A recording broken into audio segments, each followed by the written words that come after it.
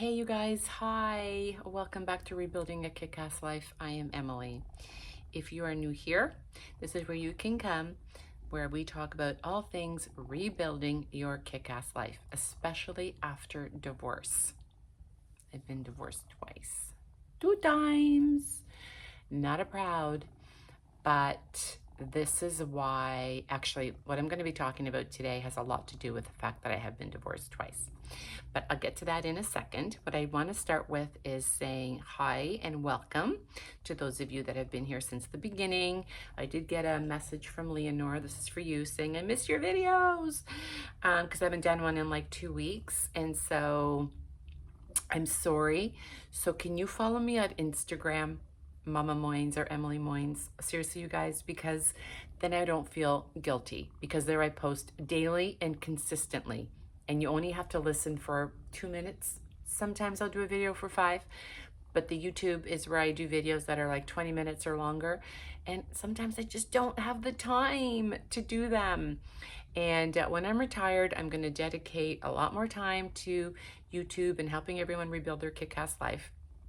But for now, follow me on Instagram, Mama Moines or Emily Moines. You can go there if you're feeling like you need a little pick-me-up.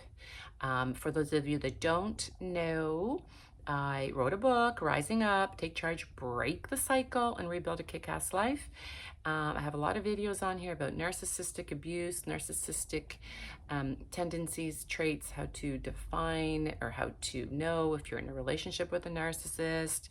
And I really do not want to do those kind of videos anymore. There's lots of them on there. Unless I get a special request, I will do it. But I just feel like I'm really trying to get away from that mindset of negativity. And it just is so heavy, that topic, so heavy. And it brings back so many horrible memories for me from being raised by a narcissistic father, to, oh my God, being falsely accused and arrested of domestic violence. I'm in a jail cell peeing in a steel toilet with cameras pointed at me. I mean, talk about low. That is the lowest of lows. Low. And so been there, done it, and I'm here to help you either avoid it, or if you've had adversity of any kind, especially divorce, then I'm here to help you overcome it and get a new perspective on life. Because rebuilding my kick-ass life, to me, is really about mindset more than anything. It is about, people used to think I had a kick-ass life with all the Porsches and BMWs and Mercedes and Rolexes and diamonds and all that shit that I don't have anymore, except for my Mercedes. I still have that, but it's 12 years old. It's dying. That's not a kick-ass life, you guys. That is not a kick-ass life. A kick-ass life is peace. It's freedom. It's living authentically. It is waking up every morning and doing what you love and loving what you do. It is not walking on eggshells. It is having the courage to stand in your truth and just be who you are and don't apologize for it. That to me is a kick-ass life. For many, many years, I lost myself. I come from a very small village in Portugal where I lived a very, very simple life. We didn't even have running water in our home until I think the 90s is when my grandparents put the running water in. And I'm pulled back to that lifestyle. I gravitate to it. Every time I'm there, I just feel so happy and feel like who I am. But for many years, I was living this life of name brand everything and just, I don't know, lots of stuff, and stuff bogs you down. And so I am going back to being my authentic self, which brings me to the video I want to do today. I was out the other night and I had somebody say to me, "Oh my God, you've been single for 8 years? How have you been single for 8 years? Why are you still single? You're such a catch." I got that question. Before I get into that though, this is not kick-ass hair right now. I do need to redo my hair. But as you can see, I'm starting to pack for my Borneo trip, which is coming up at the end of next week. And I want to wait to do my hair and my nails like to the very last minute, because then it'll go longer. By the way, I get a lot of questions about my nails. I don't know the color. It's shellac number 33. Not here, but on Instagram. Did I already tell you to follow me on Instagram? Follow me on Instagram. Anyway, I had a lot of people ask me about the color. It's number 33, shellac. I think it's OPI if you're looking for this color. And then my hair, I'm like 100% gray. So I'm just waiting for the very last day that I can do it so that it lasts longer, because it's so expensive to do your hair. Anyway, so I am packing for Borneo. I'm not going to post while I'm away in Borneo, which, by the way, is 5 plane rides. 5. Toronto to Vancouver to Singapore to Kuala Lumpur to Sandakan. 5 plane rides. I am not looking forward to that at all. Like, not at all. I can't wait to get there, but that's kind of stressing me out a little bit, so I can't really think about that. And then everyone's like, well, pack light, take a carry-on, because you got 5 different planes, so you don't want to have to get your luggage and go down, just have a carry-on with you. And I'm like, pack light? I'm looking around my room right now. Pack light? I don't know how to pack light. I started the packing process. I've got like 4 ball caps. I'm going to try to pack light. I don't think that's going to happen though. Anyway, so let me get back to the question I got the other night about why are you still single? How are you single after 8 years? You're such a catch. And I think I responded with something like, I am such a catch. I was thinking that the other night when I was shaving my face and shaving the hair off my big toe, like thinking, this is so sexy. I'm such a catch. But in all honesty, what is it with people that think that, do you need me, Blake? No. Okay. My son's here. And I heard the footsteps, and I heard stopping right in front of my door. So I think he was like listening to see if I was doing a video or something. But anyway. Okay, so what is it with people that think that when you are single, it's like a bad thing, or if you're single for too long, it's like a bad thing, or something's wrong with you? Like, what the fuck? And I'm not saying this person was thinking that, but if you are out there and you are single, and let me tell you that right now, statistically, there's a lot more single people in the world than there ever has been, especially males between, I think, 20 and 35. There's a lot of males that are single, but not only are people staying single longer, or staying single by choice, there's a lot less people getting married, and there's definitely a lot less people having families. That is just statistically what is happening in the world today. Now, why have I been single for 8 years? Okay, my philosophy, if you know me, is that, oh my God. Yes, I have my pajamas on. Can you see him? Yes, I'm doing the old, I have my pajamas on the bottom and a shirt on the top. Not ashamed to say. Anyway, I have been single by choice, you guys, because my philosophy is, unless your presence feels better than my solitude, then I'm really not interested, because my solitude feels really, really good. And so being single doesn't mean that you are less than, or that you can't find someone, or that you're difficult, or that you're looking for perfection, or that any of that shit. Being single, especially by choice, just means that I am so okay in my own skin, and I am so okay with myself that I don't need the presence of someone else to feel whole or to feel complete. And I think that so many people are so afraid of being alone that they settle, that they just settle, because they'd rather be with just anybody than be by themselves. And being alone, let me just make this really clear. Being alone does not mean that you're going to be lonely.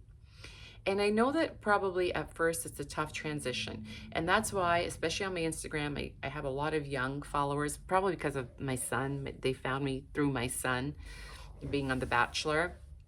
And then I did the hometowns, for The Bachelor. The Bachelorette actually did hometowns. And then from that, I got following on my Instagram. So there's a lot of young girls that follow me because of him. And I try to reiterate so often to them that if they just need to learn to stand on their own 2 feet first. They need to learn to, if they have a breakup, then take the time that you need to figure out what happened, why did you break up, learn about who you are, what you want, what you don't want, what you like, what you don't like, what your partner would look like if you could have, the partner that is best for you. Learn about yourself, stand on your own 2 feet, pay your own bills, fix your own toilet. You don't need to have or to be in a dysfunctional relationship just because you don't want to be alone. I think if so many women could do that and not go from relationship to relationship to relationship to relationship and just stop and breathe and figure it out, J-Lo, then you wouldn't be consistently picking the wrong partner. You wouldn't be consistently repeating the same pattern. And so I think it's so important for everyone, especially for women, I'm not saying, I'm not this big feminist that says, you don't need men and you can do it on your own. And it's not that. It's not that. It is that I just feel like everyone needs to learn to be alone first, stand on your own 2 feet first,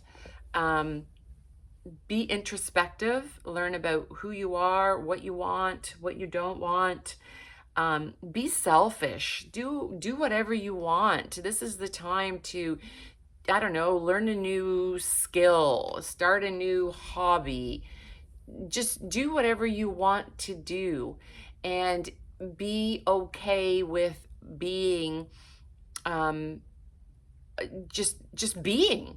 Be okay with just being and not having to fill up every single second of your time with someone, or with something.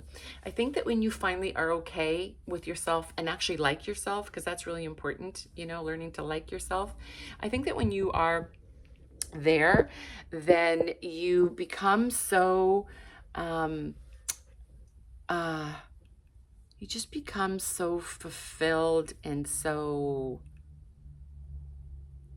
I don't know, I feel no desire. This is terrible. And sometimes I think, oh, Emily, you're going to have a problem if and when somebody ever comes into your life, because I feel so almost set in my ways that I don't want my life disrupted. And you've become so, what's the word I'm looking for? God, this menopause brain. You just become so okay with your life and so content and at peace that you don't want anyone or anything to come in and disrupt it. And so when people say to me, how have you been single for so long? It's easy. It's really, really, really easy. I have not, as of yet, found anyone that I want in my life that I feel would enhance it. I certainly do not need anyone to complete it. So for someone to come into my life, for me to take time away from the things that I love and the people that I love, to spend time with someone, then it has to be worth it. And know your worth. Know your worth. And in order for it to be worth it, I need for that person to, I don't know, add something of value to my life, because I'm not, like I said before, I love to have the company and to have the companionship and to share my life with someone. Yes, that would be amazing. But am I going to settle just for anyone that's going to come into my life just to fill the void, to fill that empty space? No, I'm not. First of all, I have no interest in ever getting divorced again, ever. Sometimes I think I don't ever want to be married again. And sometimes I think with the right person, I could for sure. And so if you are single, don't feel bad. If you've been single for a year, 2 years, 10 years, do not feel bad, you guys. Don't feel less than. Don't feel like you can't measure up. Don't feel like there's something wrong with you. There is nothing wrong with you. It is okay to be discerning. It is okay to be picky. It is okay to know who you are, and it is okay to know what you want and what you do not want. It is okay. And I'm not saying that that's perfection. I'm not looking for perfect. What I'm looking for is the right person for me. You know? It's someone that has, for me now, what I look for is someone with emotional intelligence, someone that is obviously kind, compassionate, honest, loyal. Clearly, we all want that, right? I'm not looking for somebody who's not going to be loyal or dishonest. We all want that. But I think that emotional intelligence is something that I never really thought about before. And now I think it's so important to have someone that emotional intelligence means that they're self-aware, they're intuitively really connected to their feelings, their emotions, and your feelings and your emotions. Someone that can self-regulate, someone that doesn't, you know, fly off the handle at any little thing, someone that is empathetic, someone that, you know, is willing to grow, to learn, to evolve, to change, and embraces change. Someone that is motivated and is passionate. And I don't mean motivated to like make a shit ton of money. I've had that. Did not make me happy. I mean motivated in a way that they are passionate about anything. It could be anything, you know, a hobby or you know, I'm really into now like traveling and learning about cultures and different people. And you know, it's something that I'm passionate about self-development, um, growth. And so that all those characteristics I never really looked for in someone before. Physicality was a big thing for me. Um, Sexual attraction was a big thing for me. And I'm not saying that I don't want to be, or that doesn't matter to me, you know, that I'm not attracted to someone, definitely. But I feel that as we get older, my attraction to someone it's changed. So it's not so much about the physicality, it's not so much about how they look, but it's more inwardly, if that makes sense. It's more about who they are as a person. I know a lot of really extremely beautiful people that just are, when you get to know them at a deeper level, are not attractive to me. And so that's one of the biggest changes for me as to why I'm single. I'm definitely looking for more qualities that are of depth rather than are just what they look like, how much money they have. And of course, money is important, but I think there's a study that was done that once you reach a certain level of money, I think it's like 150,000. If once you're sort of making that much money, then anything over and above that doesn't make you more happy. That once you can meet your needs and you have enough money to maybe travel or just take care of all of your needs, obviously staying within, living within your means, that you're not any happier by making millions. And so I'm not looking for that. And until somebody matches my energy or matches my, you know, even meets me halfway financially, or is at par, then I don't know. I feel like those are the things, those are the qualities that are so much more important to me now, um, than anything else. But emotional intelligence for sure, I think you can only find in a high quality man. And what do I mean by a high quality man? I mean a man that is happy on his own already, doing his own thing, loving his life, being a good, decent person, having high emotional intelligence, being self-aware, is motivated, is happy, is someone that just doesn't just stay stuck, wants to keep growing, wants to keep evolving, wants to keep learning, wants to is okay with embracing change. Like, I want to go to Portugal at some point. And so you are so cute. I can't stand your cuteness. This little guy is a rescue, and I'm obsessed with him. Hey. And I used to not like cats, but he is with me 24/7. He's glued to me all the time, which is not what I want in a partner. I also want somebody that has their own independence. I cannot be with somebody that is needy or needs 100% of my time all the time. I still like my own independence. I want them to have their own independence. And so when I got that question the other night of, oh my God, you've been alone for 8 years. Well, I don't look at it like I've been alone for 8 years, because I don't feel lonely. I have a full life. I have an amazing family. I have friends. And so I feel like my life is full. I don't feel like I'm lacking anything. I don't live in a scarcity mindset. I live in a mindset that there is just an abundance of everything. I feel like sometimes there's just too much of an abundance. Like sometimes I just feel like there's too many choices. Like packing for Borneo right now. There are so many choices. By the way, these are my favorite running shoes. Somebody asked me about these on my Instagram video. New Balance. Love it, love it, love it, them. I'm gonna wear those on the trip in the airport. So yeah, I feel like I don't live in a scarcity mindset. And when you don't live in a scarcity mindset, you never feel like you are lacking. I feel like I have sometimes too many friends. I literally have a list right now. I have a list of 5 girlfriends that I need to get back to. Because they have reached out to me. I just had a birthday, which, by the way, at the end of the video, I know, honey, but like your hairs. I just had a birthday, 58, and I'm going to post at the end of the video some of my birthday celebrations because it was fun. I had so much fun. So I'll post that at the end of the video.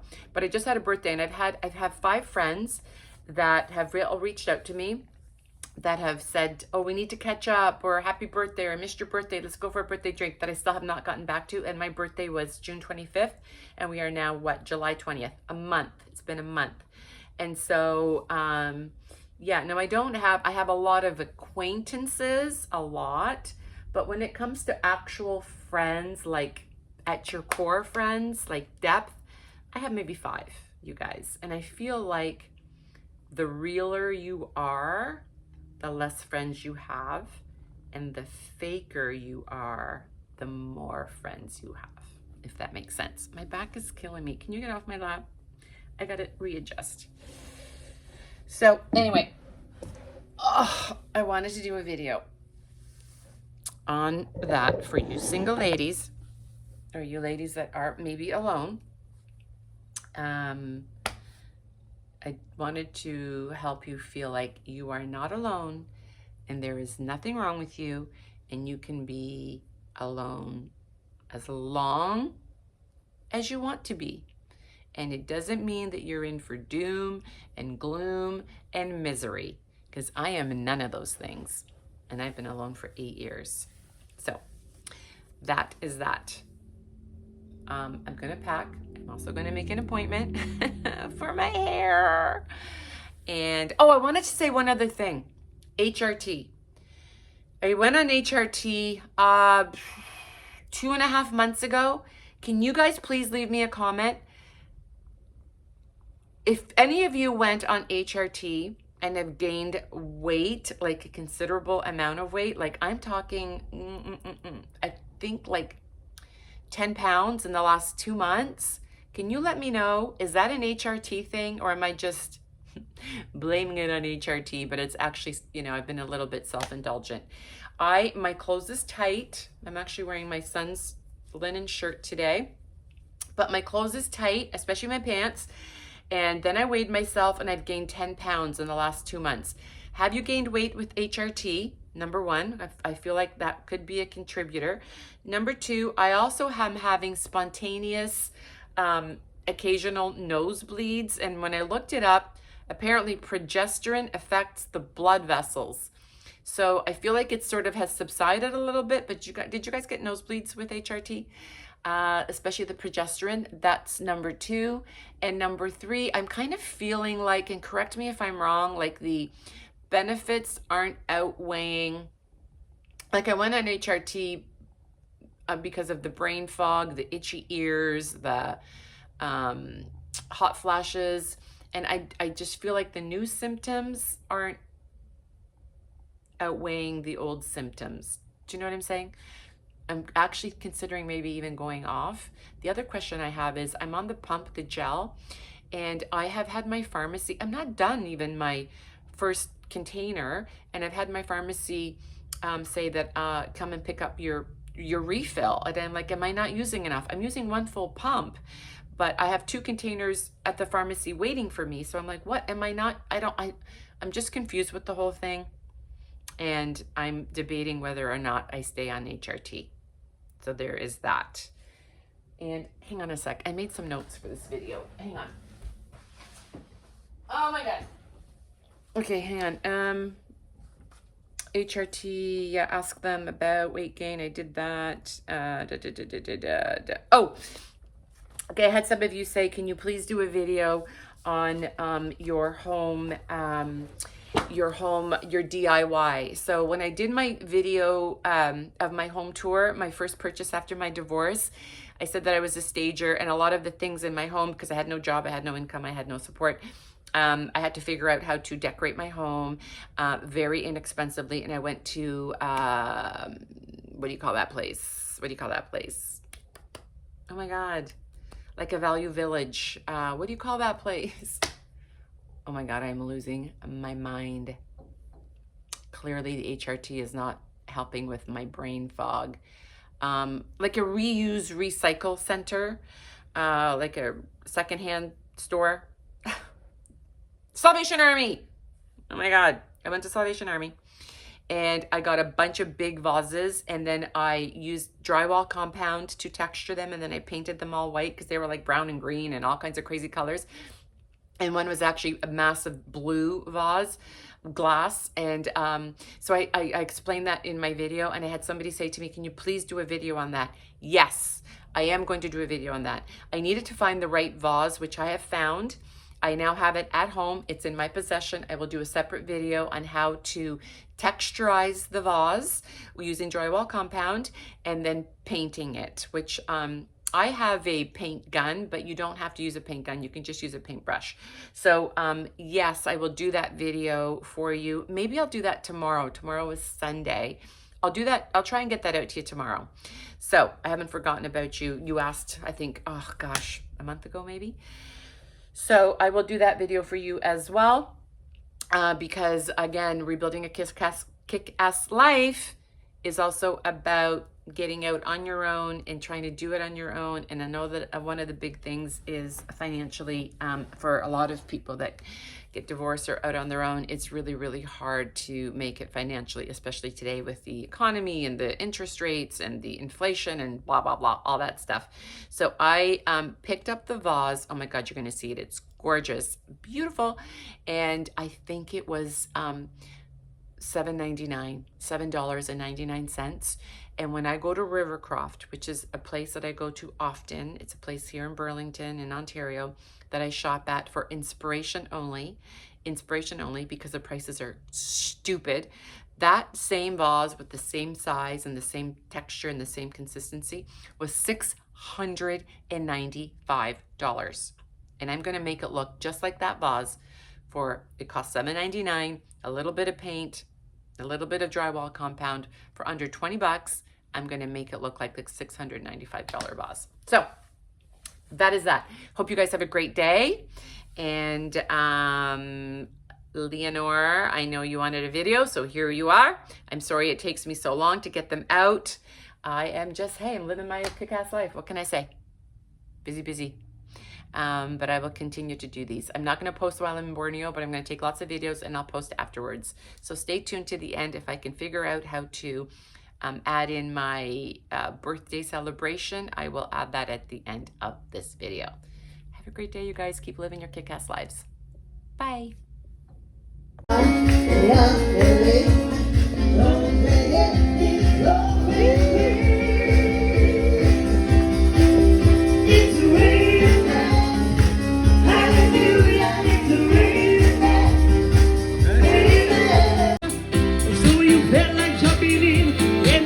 This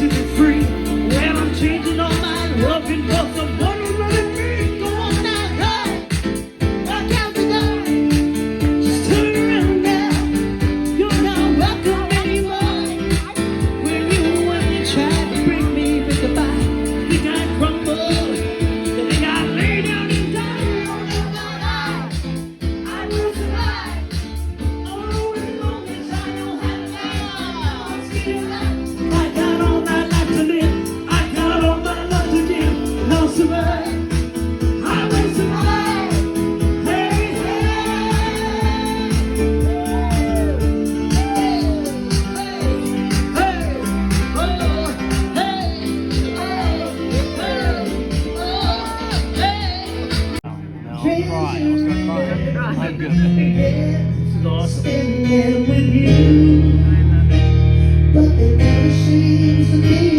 We don't want to dance to this song? Let's go.